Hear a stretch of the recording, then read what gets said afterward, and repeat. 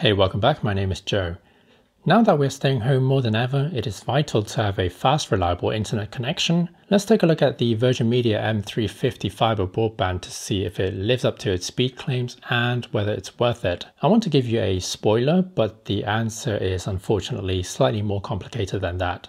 You probably didn't know, but I used to work from home quite a bit even before this whole lockdown thing, so I needed a fast connection for the gigabytes of file transfers and of course uploading YouTube videos. Despite that, I have found that download speed of around 100 megabits was sufficient in most cases. The issue is with the terribly slow 10 megabit upload.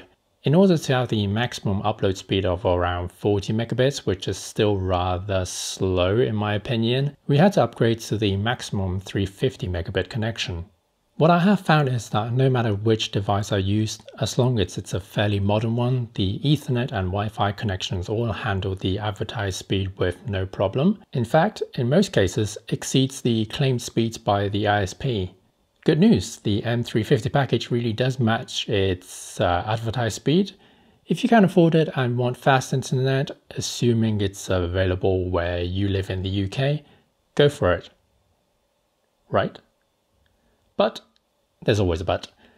Unless you have wired connection around the house, use your device in the same room as the Wi-Fi router, or plan to upgrade yourself. The included SuperHub 3, as version calls it, really isn't that good if you have walls in your house, which I suppose most houses do have. In my test, simply moving to the room next door, the Wi-Fi speed would drop catastrophically down to like 77 megabits. Unless you absolutely need the max upload speed, you can probably save some money by going for the slower option, if realistically you are going to be using your devices around the house anyway. The other scenario is, if you have a really old device, the hardware can be the bottleneck itself. It might be worth upgrading the device first to see if you can get an improvement there instead of upgrading the internet. Another example you see here is the iPhone 6 Plus, placed right next to the router. When we installed our first broadband back in 2000, it was merely a 512 kilobytes connection, which was already a giant leap forward compared to the 56K dial-up connection we had before. To think 20 years later, we have almost reached 500 megabits a second. Improvement, yes, but slow compared to some places that have gigabit fiber in comparison.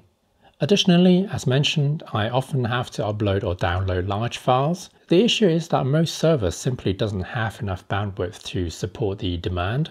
Here's a typical 8 gig file, like a raw video file from WeTransfer. Despite having more headroom available, the website maxes out at around 5 megabytes per second. Perhaps you're a gamer. Here I tried to download Fortnite and again the connection maxed out at around 80 megabits.